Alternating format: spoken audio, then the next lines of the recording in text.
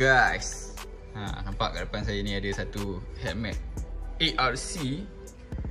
Ada dua lah, ARC, okay, Ritz. Ni design baru tau, Redstar.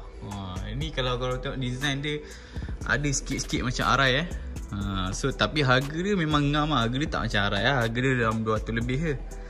Tapi design dia guys, kalau saya putih lah. Kalau korang yang mana? Hitam ke putih? Tak kisah. Kalau korang hitam, komen hitam. Kalau korang putih, komen putih.